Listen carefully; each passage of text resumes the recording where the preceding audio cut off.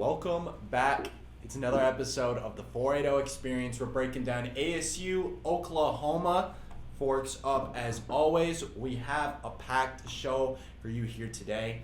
Talking about Oklahoma State. It's their homecoming game. Sam Leavitt finally returns, only a 1 week absence, but felt like a lifetime. And will ASU do enough to clinch a bowl game this week? Or are we going to have to wait until later in the season?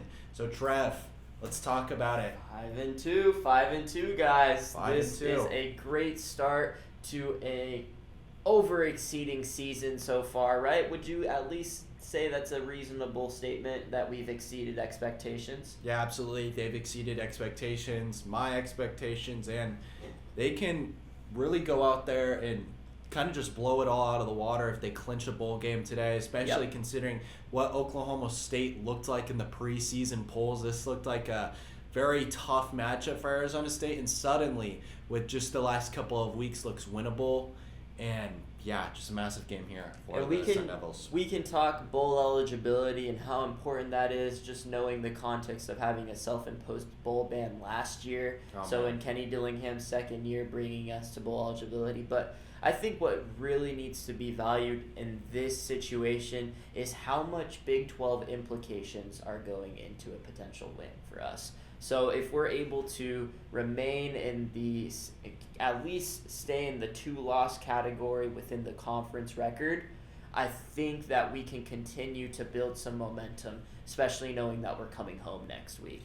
And we have some games that they can really prove themselves, playing Kansas State, who only has one loss in the Big 12. They beat a Kansas State, and that improves. That's tiebreaker. That's tiebreaker right there. And along with BYU, and BYU obviously doesn't have a loss yet, but they're going into Utah next week. Going into Utah, Kansas is obviously not super tough. Don't sleep on Kansas. Don't sleep on Kansas, but they are home against Kansas. Yeah, and then on the road at ASU, which we hope will be a very tough That's game why for them. I'm really hoping with this weekend that BYU and Utah are both in their bye weeks, and I hope that Whittingham comes out strong next week, makes a really good game plan, and just the stadium pulse in Salt Lake City at least puts a loss in the BYU team. That's my hope. Yeah, that's all we can hope for as Sun Devils. Sun Devils haven't exactly kept up their end of the bargain, losing some tough road games against, albeit pretty good Big 12 teams, but far from the class of the Big 12 like a BYU is, or a Kansas State. But going into this one, ESPN's giving Oklahoma State a 56.9% chance of winning this game. And we're going to kind of explain to you why right here. So these are Oklahoma's past homecoming games, because as you guys know, this is the America's greatest homecoming, always in Stillwater. This is actually the 102nd year. 102nd year. Wow. Yep. So if you look at them, in 23, they absolutely beat down the Bearcats 45-13. That wasn't a very good Bearcats team. Yeah, the Bearcats were 2-6 at that point. Was also ended up being the worst team in the Big 12 last year. Yeah, and then in 22, taking down the Longhorns. I believe they were ranked 25th in the nation. Yes, so a decent that was a good squad. win. 21, Kansas was also one of the worst teams they in were the country at that 1-7. time. And then in 2019, taking an L to Baylor, 45-27. So they are typically pretty good in their homecoming games. Trev, what was the record in the last decade or whatever? Since 2007, and Mike Gundy era started in 2005, but since 2007, they're 13-3 in their homecoming games. Wow, so they are absolutely brutal, but there's some reason for optimism. Sam Leavitt is returning, and if we look at the offense, the last 4 games at Cincinnati without Sam Leavitt, they only scored 14 points. But then if we looked at their matchup against 16th ranked Utah, that's 27 points. Against Kansas, that's 35. Texas Tech, even though that's a loss, that's 22 points. Way better than what we got from Jeff Sims, and I think all of us can say that we're ready for the Jeff Sims experience to be done. Sam Leavitt's back. Hopefully he's healthy for the rest of the season. But how do you think that impacts this Arizona State offense going into Oklahoma State? I had to give props to Kenny Dillingham because I felt like he ensued so much confidence in his player, Jeff Sims. You know, he really tried to set him up to succeed. Yeah. And The situation in itself was hard. It was a hostile environment going into Cincinnati and playing on their homecoming game. And a 7 a.m. start. Yeah, I mean, exactly. For us, it was so early. Like, they're going and practicing and warming up 6 a.m. Their body clock is at 6 a.m. Arizona time. So I just think that they were a little less oriented around their identity 2 weeks ago on Saturday. That was actually the ASU team that I was probably more expecting going into the season.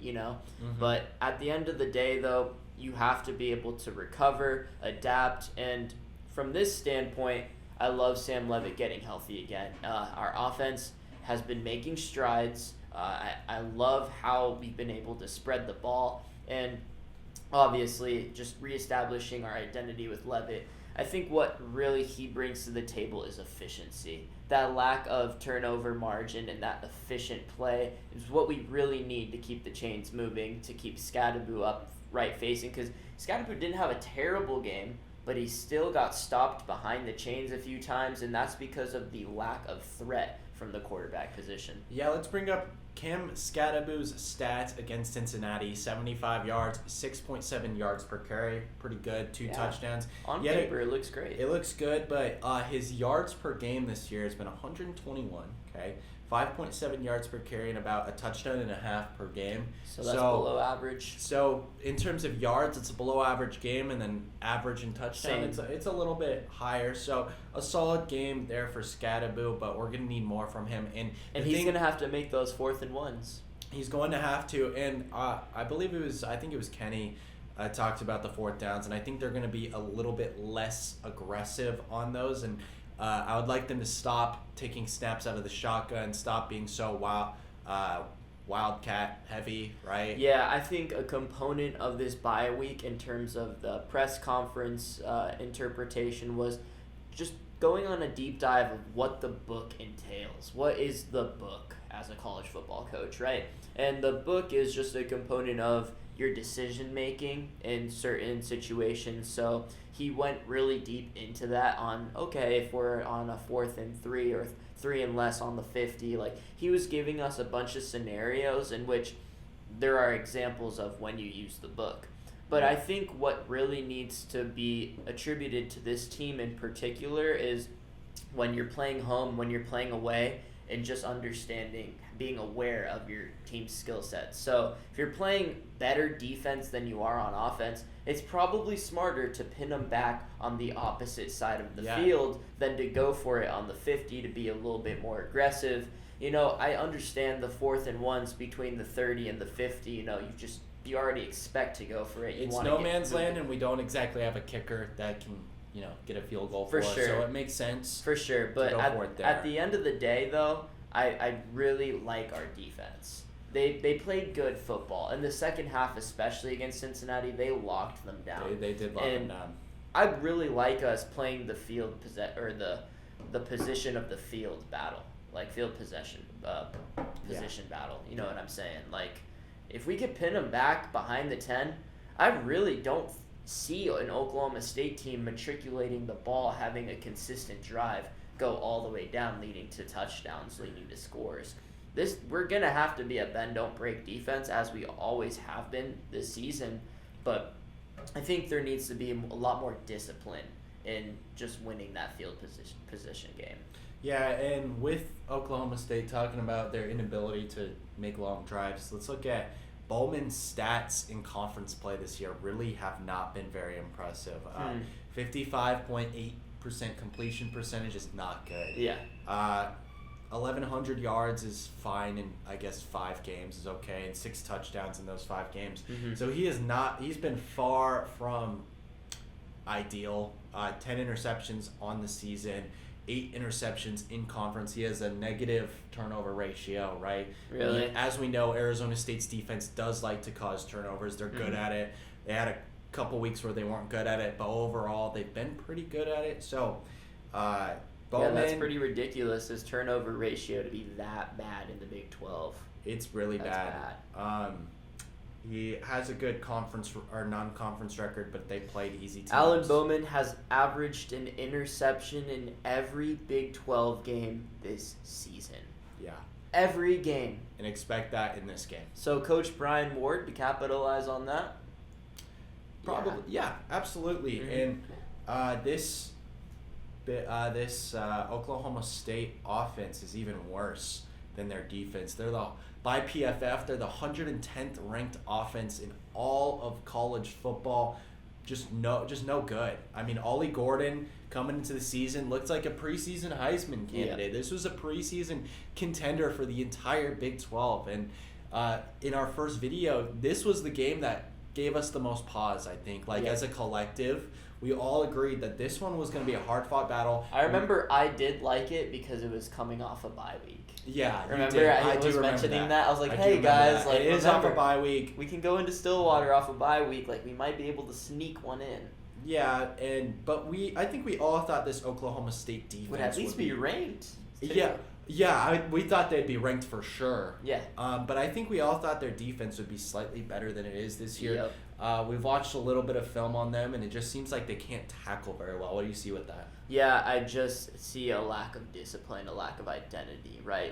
Usually you expect a team like Oklahoma State to be good at run stopping, but it's been absolutely atrocious. And every Big 12 opponent they've played so far, they have allowed at least 120-plus rusher. Yeah. But I think it was really cool seeing the variety and running the ball just with the Baylor game last week. It wasn't just one running back. They actually had all four of their running backs, or three of their running backs, including their quarterback, all rush for above 50. Yeah. And knowing that we are a rushing team. I do like this. Unfortunately, down with Raleek Brown going in to become medically redshirted.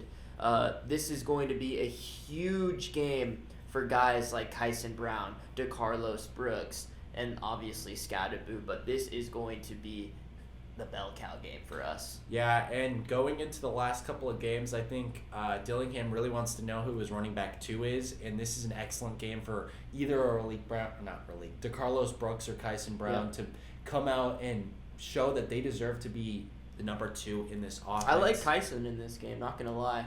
Because, he isn't really the power runner yet. I think with a year or two under his belt, he's going to develop to be a really good running back in college football, but right now he's just so young.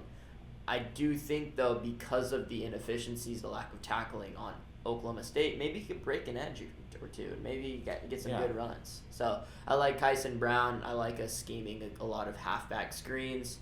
At the end of the day, though, there is no pass rush that I'm scared of. I do like our offensive line against their pass rush. And receivers to DBs, I know we have limited receiver depth, but we make plays, right? They make plays. The tight ends make plays, and they do what's necessary to keep us going. And I'm not going to say, I think Jordan Tyson in a year or two probably is, a good NFL prospect. He has that potential. He could be. He's just young. He's developing right now. He's super young, but he is our wide receiver 1. He's been good. Him and Levitt obviously have an excellent connection, and I kind of want to highlight just a little bit more about what Levitt means to this offense. I mean, when you're a play caller for a college football team, right, and you can't trust your quarterback to go out there and throw it 7 yards to get you a first down. That completely changes how you call the game. You're going to call a lot more running plays when you probably would have tried to pass, and you're going to try to get creative and do the flashy, sneaky plays to, get every single yard that you can. Kind of play your offense like Kyle Shanahan does always. Yeah. Kyle Shanahan just is the best at it probably ever. But when you're an offensive play caller and you don't have your quarterback, it just makes it so much tougher for you to go out there and play the offense and run it how you want to, and it makes the defense be able to kind of just understand what you're going to do a little bit better, right? They can they're ready for your runs. They're ready in the gaps. They know if they just keep good gap integrity, man, they're the highlight. They're going to get a stop. But if you are so one-dimensional that all the defense has to do is stack the box or put 7 guys in coverage, when they know your dimension right there, you're done. You're done for. And when your quarterback can't hit timely throws like Sims couldn't do against Cincinnati, we saw they only scored 14 points, man. That'll probably be the lowest. Should have been 17 at least. 17, yeah, but that'll probably be the lowest point total they score all year. Yep. And their defense didn't allow a point in the second half. So there was chances in that game. They didn't convert. But with Levitt being back, that completely changes the dynamic of this offense. It makes them have just a lot more that they can do with it. I mean, now the tight ends and wide receivers are going to get a little bit more involved. Tyson had a decent game against Cincinnati, but I'd expect him to play better. I mean, I think Oklahoma State's defense is worse than Cincinnati. I think everything about Oklahoma State is worse than Cincinnati. So getting Levitt back, and I get it's their homecoming, the America's greatest homecoming, but I'm still feeling good about an Arizona State win, their first convincing win on the road in Big 12 play. Yeah, guys, we are 0-2 in Big 12 away games right now. It is not good. We are receiving the short end on the stick, but I think that is a testament to the Big 12 football conference. It is hostile. It is. You cannot go into an away game and expect anything. No, and we're talking about real college towns here. I mean, Yep. it's Stillwater, Oklahoma, dude. What else is in Stillwater? And like we Nothing. said, don't let this there's fly over nothing your else head. to do. Oh, this fly over your head. This is their 102nd homecoming. That's really impressive stuff. Just to be that consistent for that long, so much history. Yeah. They're definitely gonna have something to play for. They will. I will say. Lots of pride. I mean, they I think one more loss and they're not. Maybe they still are bowl eligible, but it's gonna be. Here is a great statistic on the paper statistic to show you how impactful it is to have Sam Levitt on the field. Right.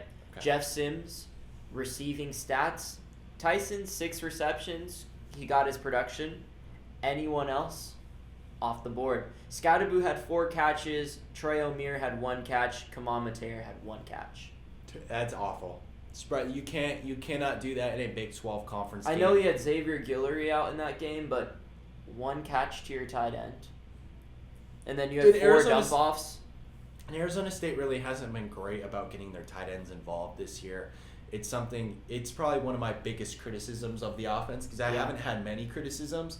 They're really good offense, right? PFF has them rated as the 22nd best offense in the country. So there's not a lot of criticisms you could give to this offense. But you can create more with these play-action tight end calls. But I just think Marcus Arroyo always goes 12 personnel. He likes to have at least 1 or 2 receivers rather than putting out 1 or 2 tight ends. Yeah, it's just we should see some more Kamal Mateer, Marqueston Douglas on the line, faking a run and then going in for play action. That should be a good scheme.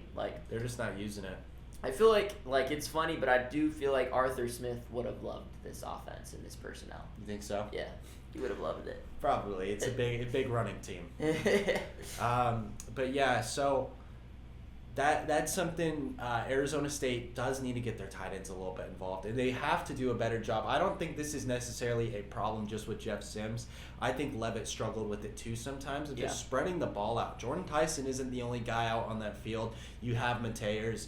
You have Xavier Guillory. I know Sims didn't, but those are guys that pretty similar actually. Levitt against Utah, same thing. See, 5 catches, Jordan Tyson, 4 catches, Scottaboo. Everyone else 1 catch. See, and that's what I'm saying. I mean, they only throw the ball 12 times, you know, in between 12 to 16 times a game. So not a lot of opportunities to spread the ball around. But I think this is a game where you can eat against this Oklahoma State secondary. I don't think they're very good at all.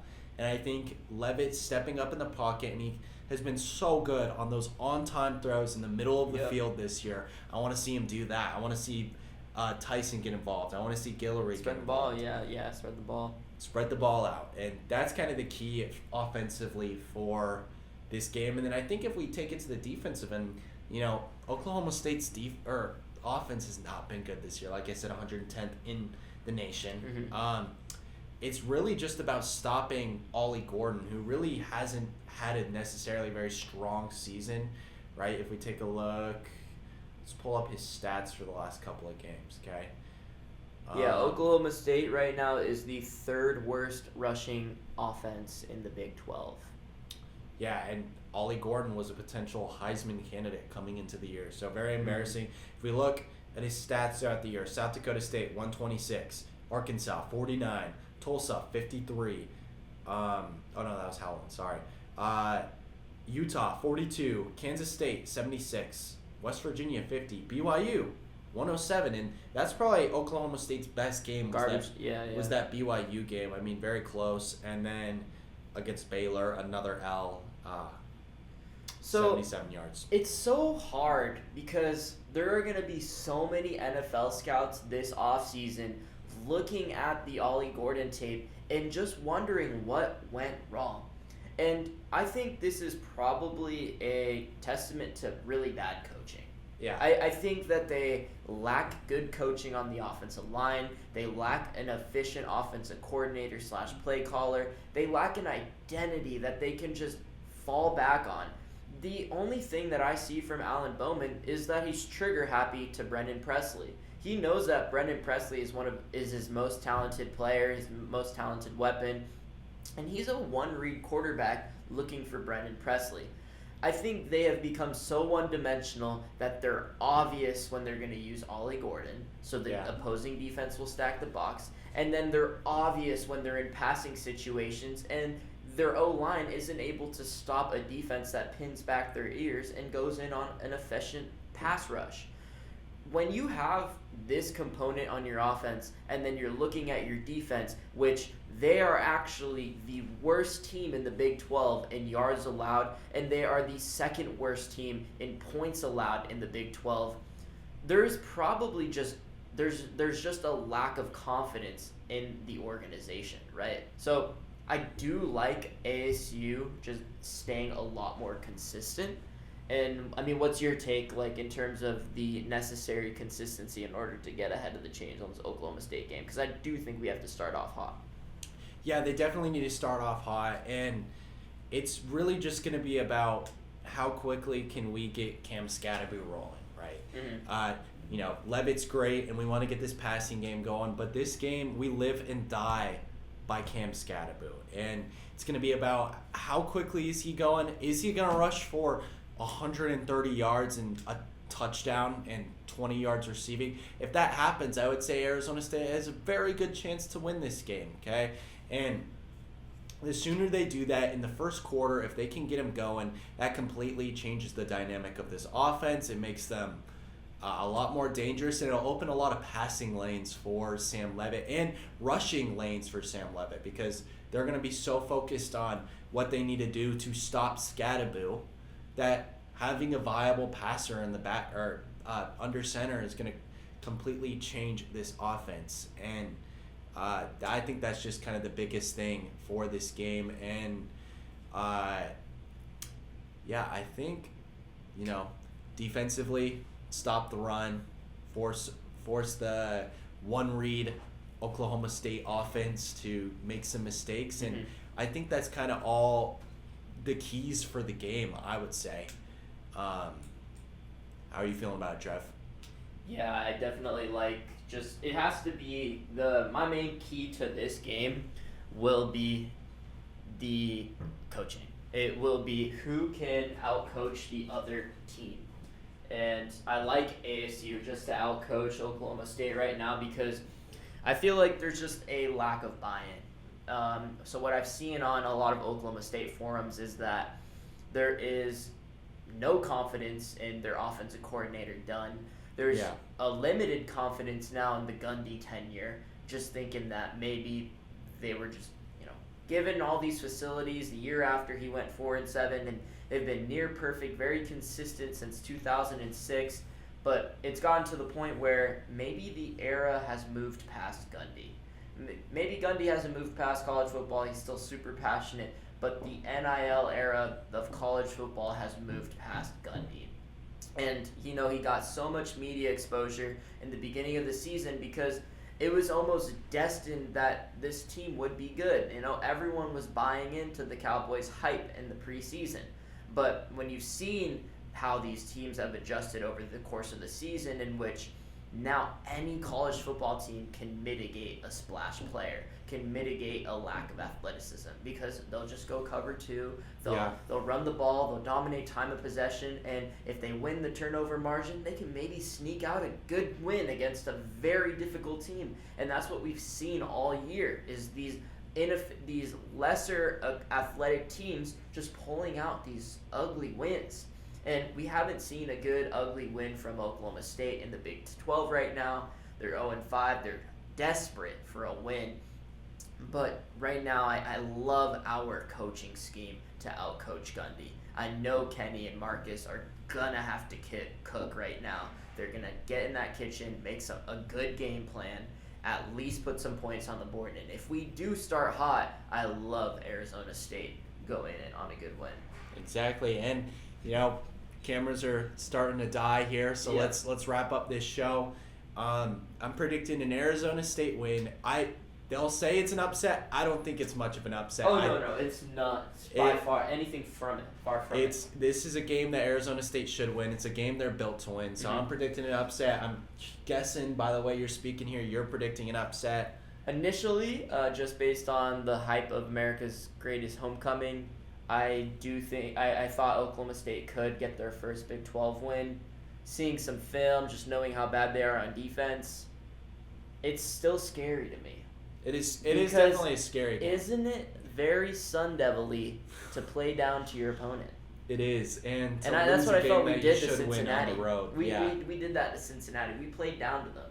We really did. We didn't establish our identity. I was pretty upset because I just didn't see that aggressive nature. And I mean, the second half defense is a different story, but you have to put, from the second that ball is kicked off, you have to lock in and be a Sun Devil. Yeah. And I didn't see a Sun Devil football in the first half, and obviously that's diminished a lot of my confidence, but what goes into this game for me is just this being probably the most hostile environment that we're going to see all year. I mean, I like Kansas going into Manhattan, Kansas State. That's going to be a hard game, but that's not their homecoming. No. Like, their homecoming is a week after that game. They get another home game after that. They're going to be really good. Like, it's going to be hard to go to Bill Snyder, but to go into Oklahoma State on their homecoming day, and for them to look for their first Big 12 win, they're trying to have a 7-win season because, Gundy hasn't lost more than 7, hasn't had a season less than that since 2005, since his first year of coaching. It's scary for me. It is definitely scary, and and like I said, I told you a week ago, if ASU wins this game, I think every other game is winnable. I can see us winning out if we can get out of Stillwater. Hey, that's a bold prediction right there. It definitely is. Thank you guys so much for tuning in. Sorry we lost that last camera there at the end. But thank you so much for tuning in. I hope you guys enjoyed, and let's go Sun Devils. Forks up. Forks up, guys.